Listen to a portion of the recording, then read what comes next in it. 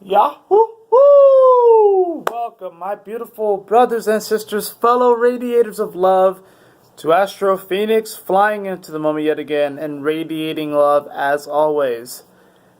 I'm actually doing take 2. I uploaded this video and I felt really good about it. I felt like it's actually one of the best videos that I've made in a week or so. And then it turns out that I couldn't hear anything on the video. But we're going to keep moving forward anyways. And I'm not going to lie, I'm a little upset about that. And I do feel like it still ties into this message of this lunar transit in Aquarius. And the moon's going to be here for the next, 48 hours or so. Right now it's sitting at about 8 to 9 degrees of Aquarius. No energy in Leo, no energy in Scorpio. It did make a square over to Uranus and Taurus, and it will be squaring Mars as it's going into Gemini. So as the moon's shifting into Pisces, Mars will also be shifting into Gemini. So we'll get that squaring energy there. And the theme that I had for this lunar transit is quantum empathy.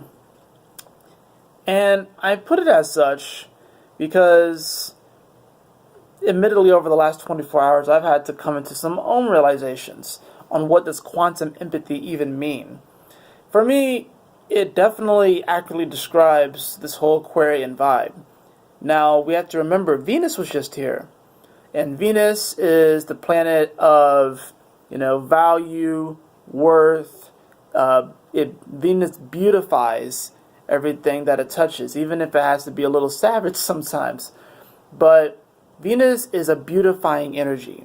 So when it comes into this Aquarius energy, this is dealing with the collective, the internet, electromagnetism, and very much so the quantum realm. So with the moon covering this spot, it means that we're going to start to feel into the beautification of the collective. Now, you may not necessarily feel it or see it right now. You may have not necessarily seen it or felt it while Venus was in this spot. But the metaphor that I have for this is, imagine yourself walking in a desert and you have everything that you need, and you come across an individual who is crawling across the sand.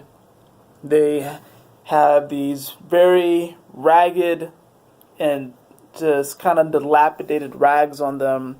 They're sweating, they're thirsty, they're hungry, and you offer them a sip of water, perhaps even more so, from one of the jugs of water that you were carrying with you.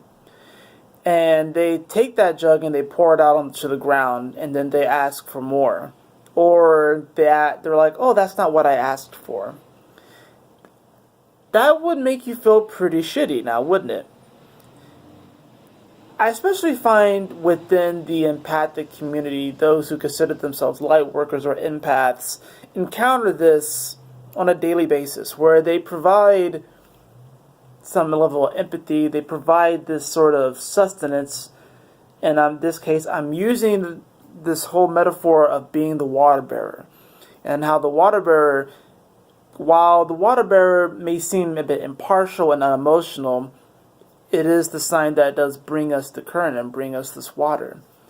And a lot of times people aren't wanting to hear or take in that current because it is opposite of what they feel that they want or need in that moment. So this hurts the empath. And then they wonder, why doesn't anyone let me heal them? You have to understand something. You can't make anybody feel better. You can't necessarily make anybody take the water that you provide for them. You can't do it for them. You can be there for them, you can hold space, but you ultimately can't do it for them. So if you find yourself wanting to give of yourself to other people, and they don't take that water, they just pour it out on the ground, you have to not allow yourself to get upset. And you have to, I would say let yourself feel that, but also learn how to let it go, because you still have jugs of water that you are carrying. And you also have to not get caught up in the water itself, but the act and the energy exchange of giving of yourself or giving of this resource to another individual that may be parched of spirit, right? A lot of people in this world are parched of spirit.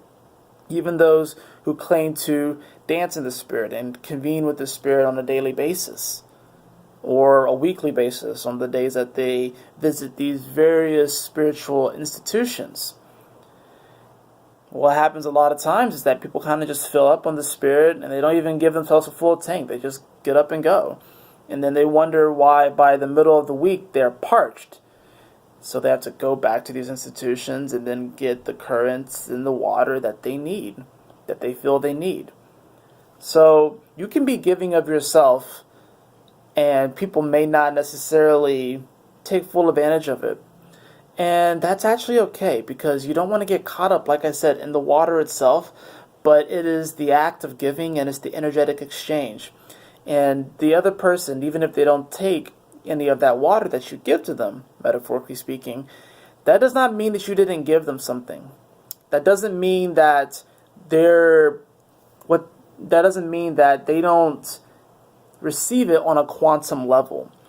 The quantum level is something that is also misunderstood, although people are starting to unravel the mysteries of the quantum field. And this quantum field is ruled by this Aquarian-like energy.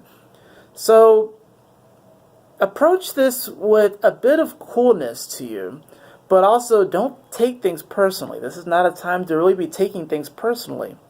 This is the time of acknowledging the spirit within us and acknowledge forgiveness. I think forgiveness will be very important here too, because like I said, especially if you consider yourself an empath, one who feels all these different emotions, it's not really your job to make these people feel better. Now, you can, of course, put yourself in the situations and circumstances where you do feel better, higher vibrational situations, but that doesn't mean that you have to feel and heal everybody. It's not your purpose. Your purpose is to radiate your light, to radiate your love, and to shine brightly in who you are. Give of yourself. Be an empath, but at the same time, don't get too swept away in the current. If you see someone pour out the water that you give to them, shrug it off, smile, and move forward.